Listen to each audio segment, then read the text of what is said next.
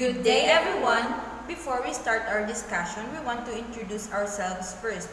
I am Teacher Marian Mernado, but you can call me Teacher Yan. And I am Teacher Giselle Vinyas, but you can call me Teacher Jess. Have you ever heard the word TIP model or Technology Integration Planning Model? Okay, if not, be thankful because in this video, we are going to discuss about the TIP model.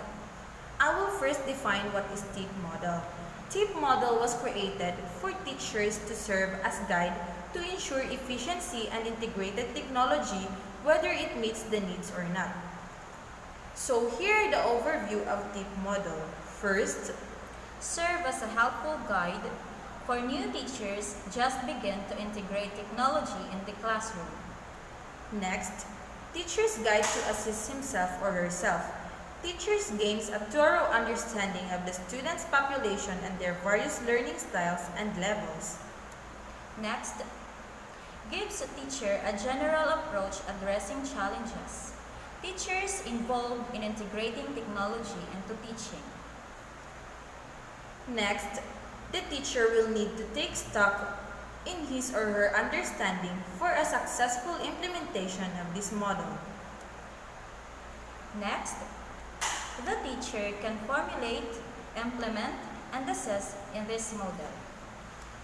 Next, TIP model has 5 phases according to Christina Couchfall 2007. So here are the 5 phases of TIP model according to Christina Couchfall 2007. First, determine relative advantage. Second, decide on objectives and assessments. Third, design integration strategies. Fourth, prepare the instructional environment. And fifth, evaluate and revise integration strategies. Okay, students, be sure to take note all the important details of the different phases and stages of the TIP model because we are not going to flash all the details in our slide presentation, okay? So, first phase, determine relative advantage. Relative advantage is a perception or belief shaped by teachers' experience and by information they receive. One way teachers learn that a technology-based method has a relative advantage is through reading research results. There are 3 focus questions that must address in this phase. First, question, why should teachers use technology-based method? Teachers choose technology-based methods over other methods when they see the relative advantage. Example, the new method offers enough benefits to convince them to use it instead of the old one. Number 2. What is the problem the teacher addressing?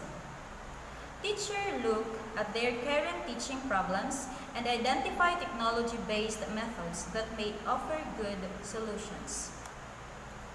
Next, do technology-based methods offer a solution with sufficient relative advantage? Technology-based strategies offer new resources for teachers. Phase 2, decide on objectives and assessments. Teacher decides skills they want students to learn from the technology integrated lesson and design ways to assess how well students have learned. Writing objectives is a good way of setting clear expectations for what technology-based methods will accomplish. Outcomes and assessment by using technology-based assessments can develop higher achievement outcome, cooperative work outcome, positive attitude outcome, and improved motivation. Of course, using technology-based assessments can develop more our students to perform well in class because of advanced technology. There are 3 focus questions that must be addressed in this phase. First, how will teachers know students have learned? Through assessment and evaluation. Second, what outcomes do teachers expect using the new methods? Skills in internet researching, knowledge about technology and advancement. Third question, what are the best ways of assessing these outcomes? Use written tests, use evaluation criteria and rubrics to assess skills achievement outcomes. Next phase is the phase 3, design integration strategies. When teachers create an instructional design for technology integration, they consider the characteristics of their topic and needs of their students. Teachers usually design integration strategies at the same time as preparing the instructional environment because of the availability of resources. There are 2 focus questions that must be addressed in this phase. Number 1. What teaching strategies and activities will work best?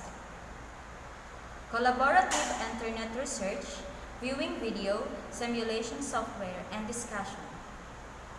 What kinds of instructional methods are needed in light of content objectives and students' characteristics? There are 2 approaches here. So first is the grouping approach, where the students learn by interaction and socializing with others. Second is the content approach, where the teacher used to identify content areas that are fundamental to learning at a given level. So next phase is the phase 4, where prepare the instructional environment. Teachers make sure their instructional environment meets all the following essential conditions for a successful technology integration, such as adequate hardware, software, and media, time to use resources, special needs of students, planning for technology. Teachers usually decide what they are going to teach based on the resources they have available to them. So there are questions that must be addressed in this phase. What equipment, software, media, and materials will need to carry out the instructional strategies? So the resources that will complete the instructional environment are computer workstation, bookmark, website, handouts, especially the internet connection. Second, how should resources be arranged to support instruction and learning? The resources must be arranged by considering the differences of the students in order for them to be comfortable in the learning process. So the next phase is evaluate and revise integration strategies. So we are in the phase 5. Teachers review outcome data and information on technology integrated methods and determine what needs to be changed. So the teacher must evaluate each phase and the methods, and if he or she finds out that there is something wrong, he or she needs to revise it. There are 2 focus questions that must be addressed in this phase. First, what could be improved? The teacher must reflect on the things that needs improvement, like the objectives, methods, and the activities of the students. The second question, how well has the technology integration strategy worked? The teacher must achieve data and attitude data to record the performance of the students if the technology integration strategy worked. Please listen carefully because we are going to sum up all the phases of TIP model. Phase 1. The teacher needs to define the advantages of integrating technology into teaching in order to see the possible good solutions and new, better ways work with this integration to give up your traditional routines. Phase 2. Decide on objectives and assessments. The teacher must decide the objectives and assessment methods best suit with this integration. Phase 3. Design integration strategies. The teacher should define own teaching strategies and activities work best with this approach. Phase 4. Prepare the instructional environment. The teacher should prepare a healthy teaching environment that provides effective technology integration.